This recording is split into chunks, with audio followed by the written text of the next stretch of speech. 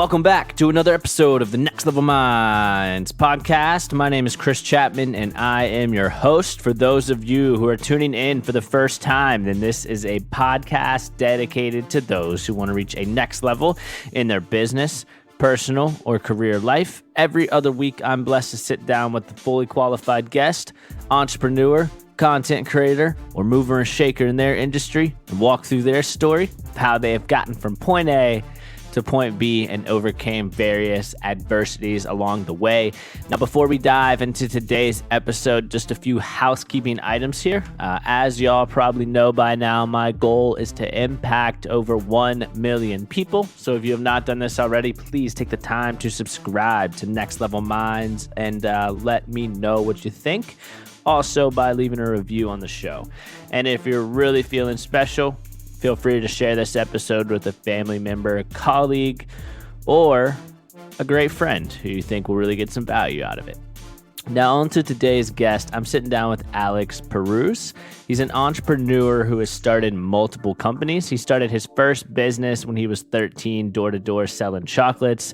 At age 26, he hit rock bottom for a little bit after having 4 business failures, and then he successfully pivoted from those failures and have started multiple very successful companies.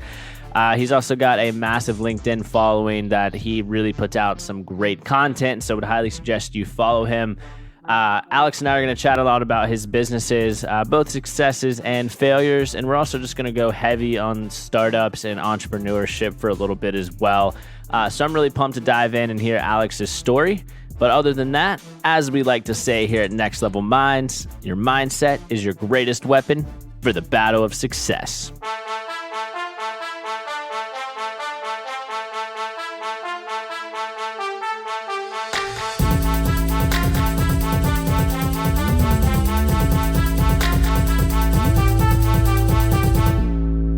Alex, thanks for hopping on the Next Level Minds podcast, man. I really appreciate it.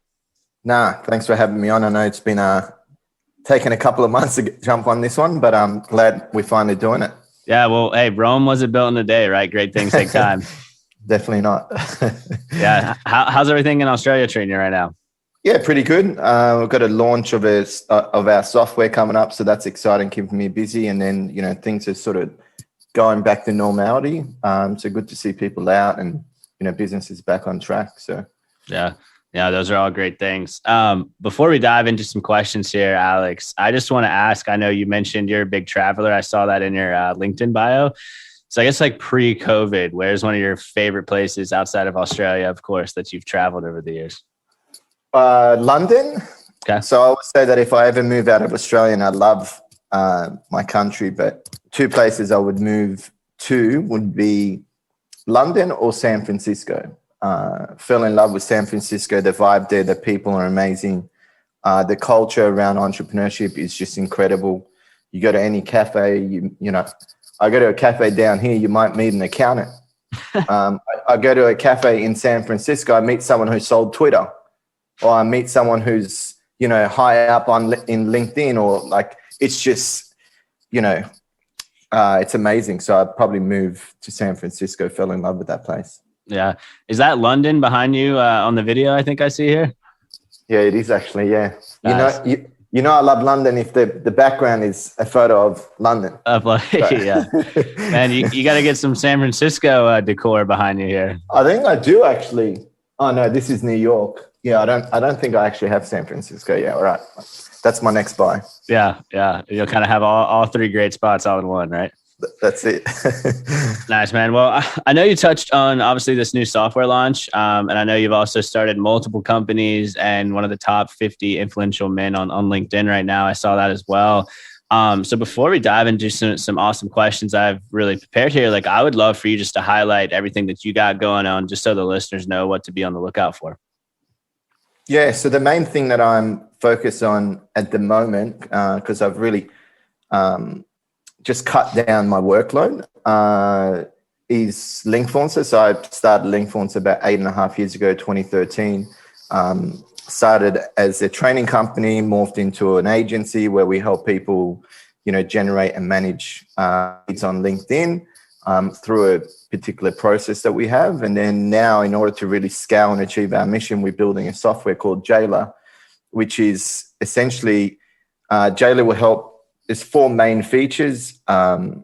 She'll provide you the strategy on how to actually find, connect, and build a relationship with prospects on LinkedIn. And then the software side of it will help you manage those conversations, because the big problem that a lot of our clients have faced over time is, using spreadsheets and buying CRMs and, putting data into a CRM. No salesperson that I know enjoys that. So the inbuilt CRM within the software, there's automated reminders. So let's say me and you're in conversation. You set a reminder to follow me up in 3 days' time. You'll get an email 3 days saying, hey, here's all the people that you need to follow up. And then there's also reporting, because LinkedIn right now, unfortunately, doesn't have any reporting functionality. Tell you, okay, you've sent X amount of invites, Y amount have accepted, how much sales you've generated, how many leads you have in your pipeline, and so on. So that's the big thing we got going at the moment. And I think we're launching in May. Yeah, man, that's awesome. I think there's a huge need for that as well. I mean, I'm in sales in the 8 to 5 outside of the podcast, and I hate putting data into a CRM. It's like nails on a chalkboard. And then also with LinkedIn, I prospect a lot on there as well. And LinkedIn, if you don't view the message, it kind of just goes away in your inbox. Yes. So I'm always kind of like losing track of that as well. So huge need for that. I totally believe that. Yeah. So super excited for that. I think it's gonna help a lot the people. Yeah. Me included. I can already tell how it probably utilize that software. Are you on the waiting list? We have opened up the waiting list. Let me double. I'm sure I am, because I've seen you obviously post about it on LinkedIn a lot. If not, then that's what I'm gonna do. I'll check with Kristen. If you're not, we'll put you on there. Awesome. So speaking of obviously the software and growing businesses, I know your first business was at 13, really selling, door to door chocolates. But I also know you mentioned, I believe it was on Entrepreneurs on Fire, that your parents weren't really entrepreneurial. So did they kind of support the, entrepreneurial hustle during that time? They weren't supportive, but they weren't. Yeah, I wouldn't say that they stopped me from doing it, but they obviously, because they're not entrepreneurial, they weren't supportive in that way, because to them it was all about becoming a doctor, a lawyer, or something like that, going to uni, finishing school, getting a house, marriage, kids, mortgage, death, right? Hopefully death 20, 30 years down the track after you get married, not straight away, after you get a mortgage, right? So they always supported me in believing in me, but they didn't feel like that entrepreneurship was the path. But I just never really liked school, wasn't good at it. And I found entrepreneurship as a way, for me anyway, I'm not saying for anyone listening to this podcast not to go to school, but for me wasn't the right path. And there are a lot of entrepreneurs that I know now that felt the same way. Yeah, I totally agree. That's cool that you were able to obviously just keep going, even though your parents kind of seemed like they carved this pre-path for you growing up and everything.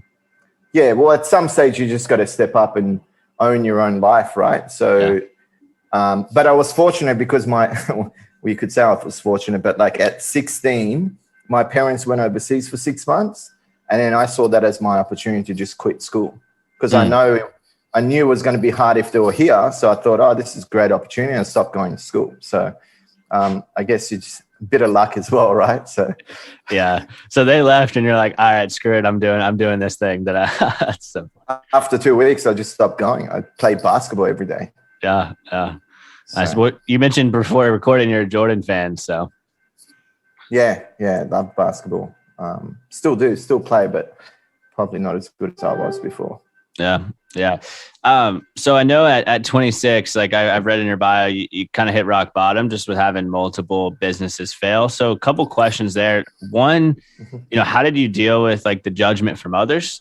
Just because that is a young age, there's a lot of judgment. And two, like, how did you kind of keep the mental health aspect in check, obviously kind of after hitting that rock bottom? So I've always hated working for other people. So that to me wasn't even an option. Like I couldn't even imagine myself going back and working for someone else. It's just like, I couldn't do it. I can't do it. So I think that sort of kept me going. I always, to this date, I believe that I'm here, to serve. And I don't think working in a job helps me achieve that. So my first piece of advice would be to have a vision, and for money to be the pathway to achieving that vision. But see, the mistake that I made is those first 4 businesses, I just went in there thinking, I'm great at sales. I'll build any product and I'll just sell it for how much, whatever I think people will pay. And because I'm so good at selling and because I was so arrogant as an entrepreneur, I thought people would just buy it left, right, and center. And then I obviously got some shock throughout those businesses, and then I lost a lot of money. So I think first piece of advice: have a vision so crystal clear that is so grand that you don't even need motivation to get out. Like if someone called me 6 a.m. and I tell people, call me 6 a.m. and I will get out of bed on a Sunday and I'll work. Midnight, 3 a.m. I don't care. Time is irrelevant because my vision's so big. So that's the key. And then the second tip would be see money as the pathway, as the vehicle to helping you get to the vision rather than being in business purely to make money. Because if you do that, it's a roller coaster. When the times are tough, you will find a way to quit. And when the times are good, you'll spend all your money. Yeah. It's almost like going back, you'll ride the highs too high and the lows too lows if you just put the money at the front. Yeah. And the problem with a lot of younger entrepreneurs, and it's changing to some degree, is there's a lot of chopping and changing. Every 6 to 12 months, there's new business that they're starting. And then, so by having that end vision, you got to look at this business that you're about to start and say, is this going to help me achieve that end goal of who I want to become, whether it's legacy, whether it's, you want to start orphanages, whatever it is, whether you want to be known as a really amazing tech entrepreneur. You got to ask, is this business supporting that vision? And if it is, how much time am I going to give that? What's an adequate time? If I look at businesses that have exited in this industry, what's the average time that they've exited? No one does that.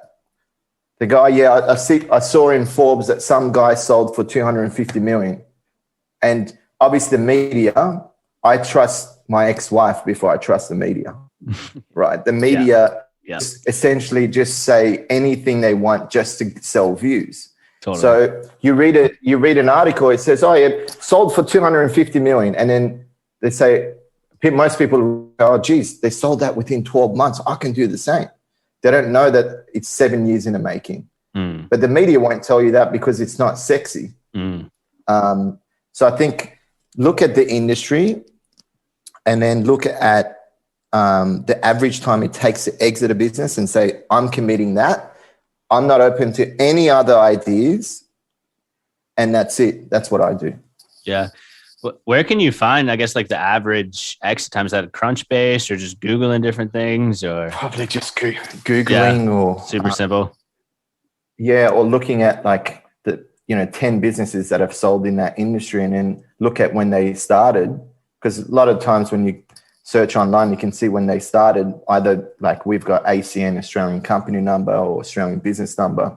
I'm sure in America it would be something similar. And then you see when they started, when they exited, and just get a bit of an average going. Yeah. I think that's going back just to doing the due diligence and actually putting your head down and taking some action on it, on even just looking up when these businesses sold. Yeah. Yeah. So you talk about finding your passion, right? And the vision. What would you say? And I think it's hard to do at a young age because you don't have a lot of experience. I mean, what is kind of your general process, steps, or advice there? Just kind of slowly start to form that vision. Look, I think it's a matter of asking a lot of questions. If you're very unclear, for example, if you just got to connect the dots. So you might say, okay, what's the topic that you really enjoy talking about? If you walked into a bookstore, what would be the first section you go to? If you were let's say if you were the president of the United States, what are some areas that you'd like to change in the country? What are some policies you'd like to put in place? What topics did you like in school? Just got to ask yourself quite a few questions, do research, read articles. I've written a whole book on this, which is being updated as we speak. But I think it's just a matter of, just sitting down and asking a lot of questions. The problem is most people don't take the time because they go and see influencers out there who profess that everything's going well, but they've borrowed the car of their friend that's a Ferrari, and then they just want that lifestyle, but they don't understand that, look, I've made a lot of money. There's times where I've lost a lot of money, and there's times that I've made a lot of money. And even at the highs of my journey, I've still been very unsatisfied, even when I made money. Because money won't make you happy. It's the vehicle to helping you achieve your vision, which will make you happy. And you just got to love the process. I think people, that's the gift. The journey is the gift, not the destination. I love that point, because then you get to that destination and it's kind of like, well, dang, now what do I do? But if you're using the money to fuel the vision, it's like, oh, it can always reach a next step within the vision itself. Yeah. How many times have you I bought this jacket, loved the jacket the first time I wore it. Now I've wore it 3-4 times. I'm like, oh, need a new jacket. Oh yeah. Right. It's the same as a car. So yeah.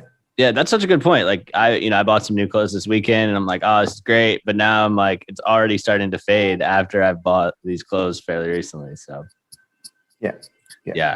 You're totally right. The vision and actually the journey is what's going to provide happiness versus the money. Use the money to fuel the vision. I like that. I've never really heard it put that way, by the way, of like using the money to fuel the vision. I really like that. Yeah. A good affirmation that gets me, like, that I constantly tell myself is, the journey is the gift, not the destination. If you just keep reminding yourself that and instill it into your mentality, then you wake up. So like you wake up, you go through a challenge and you go, okay, it's all part of the journey. You don't go, oh, why me? And geez, I was meant to launch in February and why is it taking so long? And, not meant to be. And then you get frustrated and all of a sudden you're starting something else. You go, okay, this is challenges. Like no one's had a smooth ride. I don't know anyone unless you're born into a royal family, and we can even tell they've got challenges at the moment. Yeah. No one's got a smooth ride, right? Right. And if it was like that, you wouldn't build character. It'd be boring and you just won't be able to handle bigger problems in the future. So yeah. When did you start to adopt that mindset? Just on the journey and everything? Well, I realized at 26, because I had a mentor at 26, and he said to me, look, you just got to start loving the process. And look, it made sense at the time. I don't think I embodied that belief till probably low 30s. Yeah. And you got that from just speaking with your mentor and kind of going through those different failures and everything. Yeah. Speaking of mentorship, I saw you post on LinkedIn about this the other day about, I believe you mentioned not to be the smartest in the room, which I think is really cool. So like, can you kind of elaborate on that point a little bit? Well, when I was younger, I would put my chest out and walk into a room thinking, what a hot shot. I'm the smartest here. It's actually such a bad mentality, because if you're growing a business and you're the smartest person, your team is the weak link. So I'm not saying you can be a dummy and be successful. Like you got to understand how ads work. You got to understand the power of branding, marketing, and sales, but you don't have to be the expert. So for example, we've got our ad agency. I get enough to keep people on track. I don't need to know how sales funnels work in Facebook. So we have an expert that understands that. I don't know what PPC is all about. I have a rough understanding, but he's smarter than me. So I'm hiring people in areas that I need for the business to be successful, but also areas that are businesses of mine. So, and one big area I would say, I would tell young entrepreneurs, definitely find a business partner that you gel with, that you have complementary skill sets, but this is the key, but alignment in values, because complementary skill sets are important, but if your values at a core are not aligned, it won't last. That's a good point. I think because essentially when you're starting a business with somebody, you're going into like a marriage itself, because you're just always talking, always with each other. So you need to make sure those values align. And you're probably spending more with your business partner than you are with your wife or your girlfriend. So if you're not going to get along, if you don't have the same philosophies about how to deal with people, the vision, like my business partner, Mark Meadow, we've been together for 5 years. I reckon we've argued, and it was a semi-argument once. Because there's no ego. We just say to each other, look, we want to get to this destination. If your answer is the right path, I don't care. It doesn't have to be my answer. So I think if you just leave your ego at the door, and your values are aligned, you definitely work out well together. Yeah. Is there anything that's kind of like glaring red flags when you're looking at co-founders to partner with, or is it just kind of making sure the values are there? Well, yeah, there's, it's probably a lot more than that, but I think, test their work ethic. Everyone will tell you I work hard. Working hard is not a 9 to 5 thing. Working hard starts at this is why I love San Francisco, because I'd go to co-working spaces at 11 p.m. and it's packed. Yeah. I love it, right? It's awesome. Over here, people say, oh yeah, work really hard. And then you go, okay, what are the hours? I do 50 hours a week. That's not working hard. That's the norm. Right. 60, 70, I'd say 80 to 100 is working hard. Right. So the way to test, so make sure they got, they're hardworking. And the way to test that is, so when I was looking for a business partner, I had a few people that I was speaking with, and everyone said, oh yeah, I work hard, I'll do whatever. I said, all right, let's do our meeting next time at 5:30 on Sunday. How many people do you think rocked up to that 5:30 meeting on a Sunday? Man. Like one? 0. Oh, no. 0. Done. That's it. That's my test. So, and sometimes I just want to see people's reaction. So one guy, I said to him, oh, how committed are you to building this and staying focused for the next 5 to 7 years? Oh, pretty committed. I said, all right, let's walk. Why don't we do a 50,000 step day and we'll just talk about it as we're going. 50,000 steps is about 40 Ks. Oh, wow. He never showed up. Oh my God. What a so test. Little things like that. Yeah. So you got to test people. Don't believe them based on their words, because words are cheap. When they have to do something that is so outrageous, that's the true test. I like that. And you're testing them before they kind of dive into the thick of the business operations, which I really like. Yes. And then the other thing I would say is when you sign the contract, don't give them equity straight away. Even if they walk 50,000 steps or meet you at 5:30 that Sunday, have a few provisions. So for example, they might, after 2 years, if they bring in 300K into the business, just have some provisions in place where they still have to work for the next 2 years. Don't just give equity for the sake of getting them on board. That's what I would say. That's a good point. I've heard that a lot as well. They actually kind of have milestones that they should reach to get the equity and everything. That's cool. That's cool. Nice, man. Well, I know your software is coming out, what, May, you mentioned? May, yeah. Cool. Is there anything else that you want, the listeners to know about? I know you mentioned your book. You're kind of redoing that. The software hopefully is coming out May, summertime frame. But yeah, I'd love for you to kind of open up there.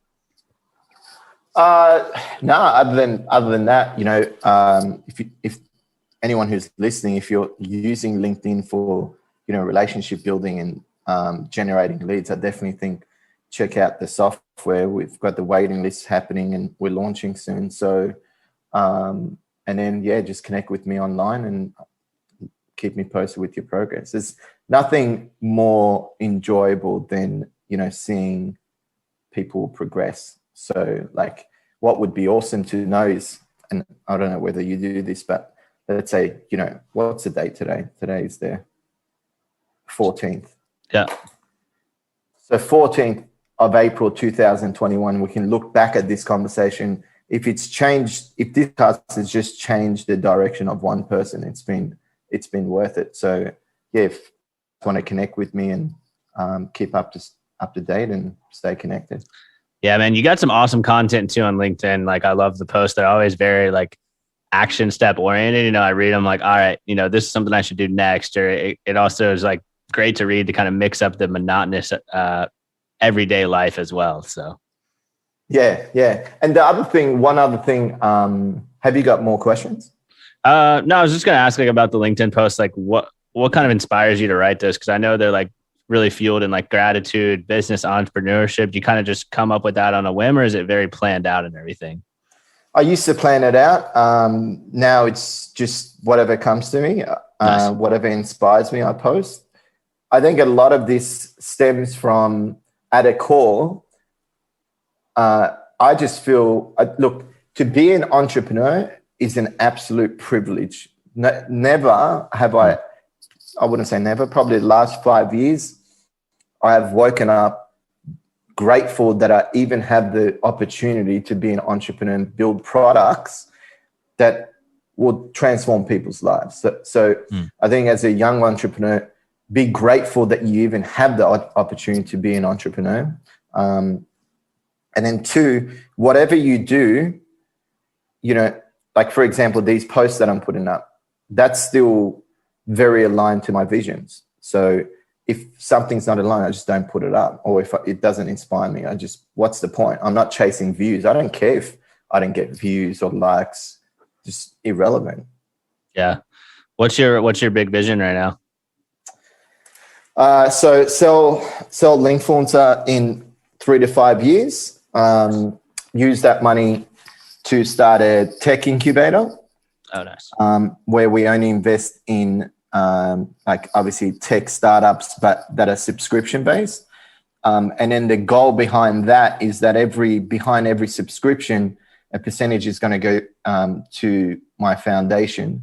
And the foundation is to build community houses around the world to take 12 to 18-year-old homeless kids off the street, house them in these places that we're going to build, have real entrepreneurs, teach them the curriculum and the mindset behind being an entrepreneur. We give them food, we give them shelter, we give them education. The goal is to bring them out of that and get them to work in a local business in an industry that they want to then start a business in. And then hopefully after they've worked in that business for a while and they've learned how to be a successful entrepreneur, or the making of it, for them to venture out by themselves. That's the big vision. Man, that is so cool and very much needed, honestly, like out there. And it gives these kids so much opportunity to learn the skills, housing, food. That's really cool. I like that. Yeah. So, like I said, school's not for everyone. I think you probably need up until year 10 just for like social skills and the general stuff. But if you don't want to be a lawyer, a teacher, or like a surgeon, then you're really wasting your time going to year 11, 12, uni and all this sort of jazz. I would recommend, if anyone's watching this and you're in, what's year 11 and 12? Is that college over there? So you go all the way up to 12th grade, which you're 18 year, and then you go to college, typically, if you're going the normal route, from 18 to 22, 23-ish. Okay. So like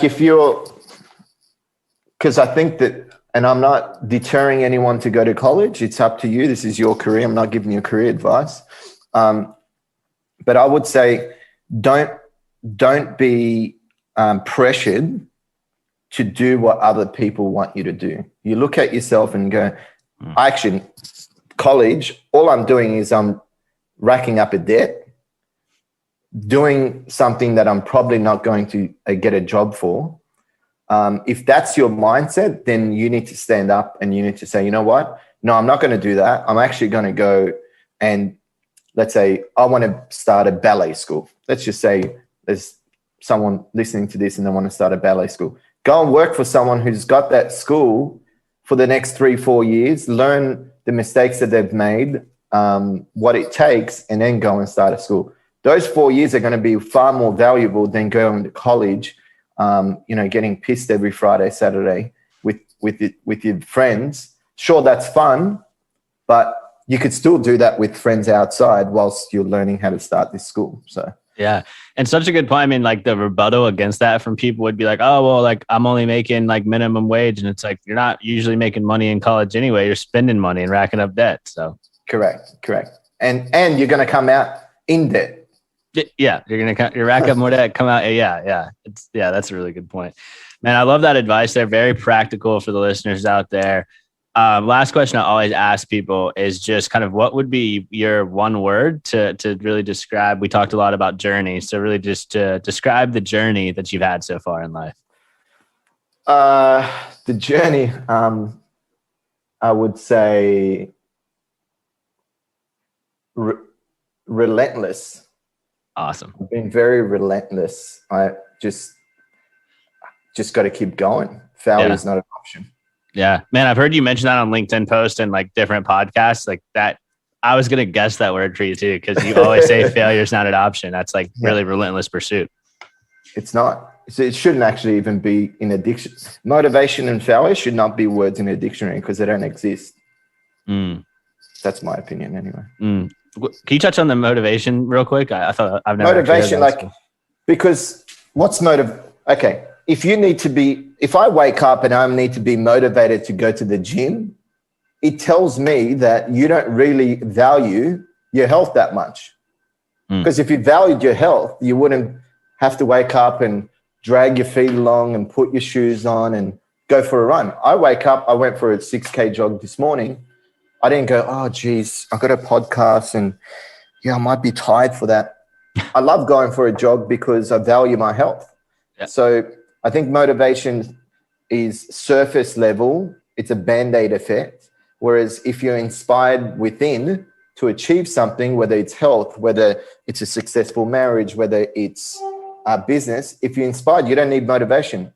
Over the last, from 22 to 39, 17 years, I haven't required one bit of motivation. There has been times where it's been extremely difficult, where you got to dig deep, but I wouldn't say motivation got me out. It was because I just had to find a way to pull through. It wasn't that I needed to be motivated. So, yeah.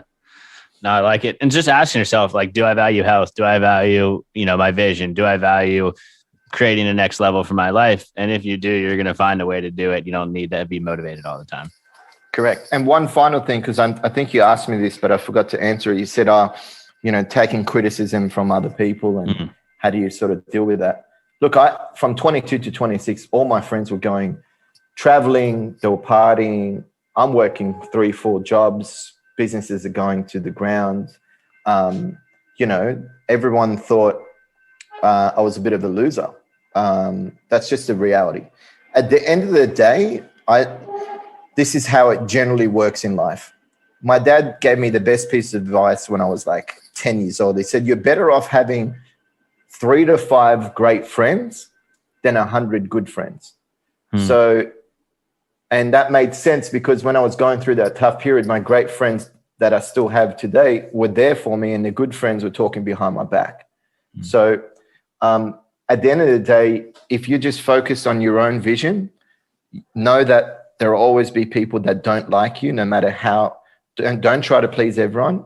As long as the majority of people say good things about you, I can reel off 10, 15 people right now that would say bad things about me. They just don't like me. But at the same time, I can reel off 1,000, 2,000 people that, that swear for me and say this guy's amazing or he's a good guy or, you should get to know him. So I think if you get the ratio right, and a lot of people are saying good things about you, you're doing something right. And look, majority of the people that aren't, first they'll laugh at you, then they'll criticize you, and then they'll want to be you, and then they'll want to learn from you. So, and for those who don't, who cares? You're on your own path, you're making an impact, and that's all that matters. Yeah, man, that's some killer advice. That really pumped me up as well. And thank you for mentioning that last point. That's all right. It's all good. Yeah. Now, Alex, well, man, appreciate the time, brother. Really dropped a lot of knowledge, and I'm going to put your LinkedIn profile within the show notes. Definitely would suggest all the listeners out there follow and connect with you. It's definitely helped me out and everything as well. So again, appreciate the time, Alex. Appreciate it, Chris. Well, that's it, guys. Thanks again for taking the time to tune into this week's episode of Next Level Minds. Be sure to connect with Alex Pirouz on LinkedIn and definitely check out his new software launching in late spring, early summer, which is Jayla. Other than that, hope y'all have a fantastic week ahead. And thanks for taking the time to tune in again to this week's episode of Next Level Minds.